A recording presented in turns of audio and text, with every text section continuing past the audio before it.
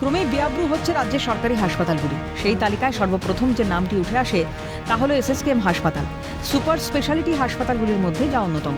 সেই হাসপাতালেই চোখে পড়ছে একের পর এক গলদ। ট্রলি পেতেও ছুটছে কালঘাম। অভিযোগ, দীর্ঘক্ষণ লাইনে দাঁড়িয়ে মিলছে না ট্রলি। ট্রলির অভাবে হাসপাতালের ভিতরে প্রবেশ করতে না পারায় অ্যাম্বুলেন্সেই বসিয়ে রাখতে হচ্ছে রোগীকে। এবার সেই ছবি ধরা পড়ল সিএনএর ক্যামেরায়। পেয়েছেন? না, এখনো ট্রলি নেই এখানে। কতক্ষণ ধরে দাঁড়িয়ে আছেন?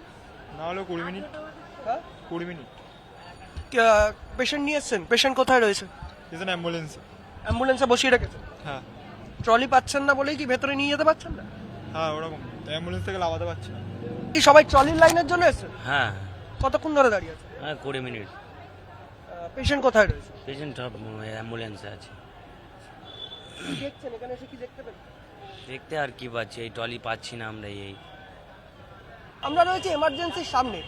একজন রোগী যদি আসে তাকে ট্রলিতে করে নিয়ে তবে কিন্তু এমার্জেন্সিতে নিয়ে যাওয়া যায়, কিন্তু ছবিটা দেখুন, যিনি ট্রলি দেবেন তিনি গল্প করছেন।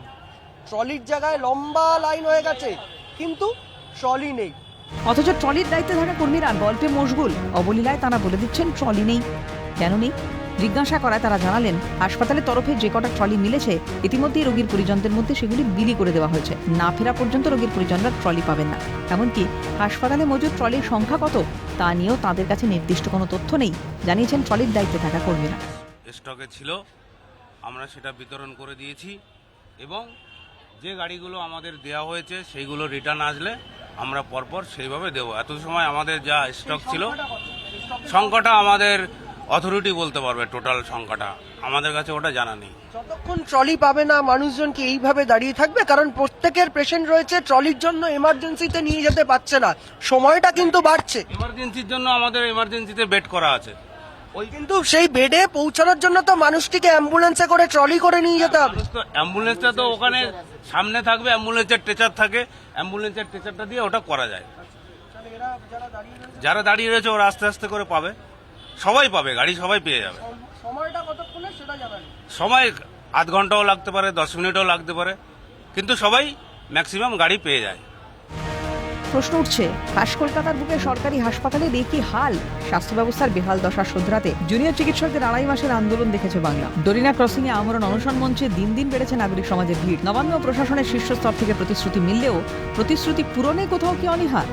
দিন কয়েক আগেই উপেন বন্দ্যোপাধ্যায় ও তাঁর স্ত্রী শিবানী বন্দ্যোপাধ্যায়ের করুণ কাহিনী রাজ্যের সামনে তুলে ধরেছে সিএন। কলকাতা মেডিকেল কলেজ থেকে এসএসকেএম অসুস্থ স্ত্রীকে নিয়ে হন্য হয়ে ঘুরে বেড়াতে হয়েছে উপেন বন্দ্যোপাধ্যায়কে। শহরের এই নামজাদা হাসপাতালে কি পর্যাপ্ত ট্রলিও নেই?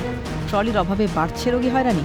আর ট্রলির অভাবে জরুরি বিভাগে পৌঁছতে দেরি হলে যদি কোনো অঘটন ঘটে যায় তার দায় কি নেবে হাসপাতাল কর্তৃপক্ষ? অ্যাম্বুলেন্সে পেশেন্টকে দাঁড় করিয়ে রেখে ট্রলির অভাবে পেশেন্টকে হাসপাতালের ভেতর প্রবেশ করাতে পারছেন না, তাহলে এই সময়টার দায় কে নেবে?